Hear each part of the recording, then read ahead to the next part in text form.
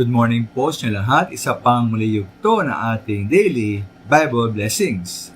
Pamagat po ng ating araling ngayong umaga ay huwag manghina o tumigil. Huwag manghina o tumigil.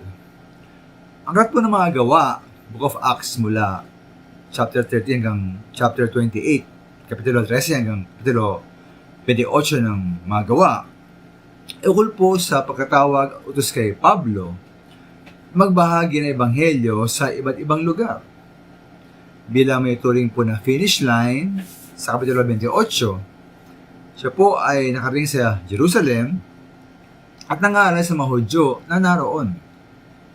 Ngayon po, gaano ba katagal at gaano ba kalayo ang paglalakbay na ito simula sa Antioch sa chapter 13 hanggang sa Jerusalem sa chapter 28? Ayan po sa aking pagkasaliksik, kung mismo ang paglalakbay lamang, ito po ay inabot ng 550 hanggang 700 na mga araw. Ngunit po ang mismong tagal mula Antioch hanggang makarating si Pablo sa Jerusalem, inabot po ng mga 11 hanggang 12 years.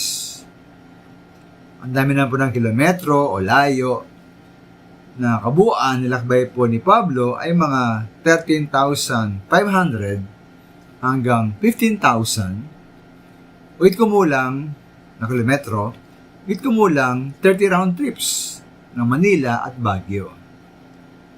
Ngayon po dahil sa tagal ng pagkabiyahe ni Pablo at sa layo ng kanyang paglalakbay, maring asahan po natin na malugod at masayang at tanggapin ng mga Hudyo sa Jerusalem, hindi lang po si Pablo, kundi ang mensahe ng kaligtasan kanyang dinala at ipinangaral.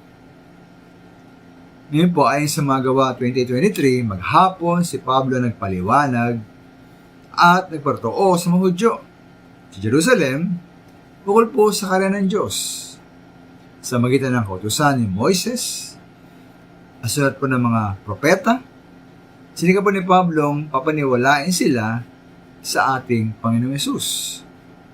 Ngunit ano po ang bunga ng kanyang pagbabahagi? Ayon sa verse 24, may naniwala, ngunit meron din namang hindi naniwala. Kaya sabi po ni Pablo sa verse 28, na kaligtasan ng Diyos ay pinahayag na sa mga hentil at dininggin nila ito. Si Pablo po ay sa verse 31 ay nagpatuloy sa pangaral. Buong tapang at malayang nangaral ukol sa karya ng Diyos at Panginoon Yesus.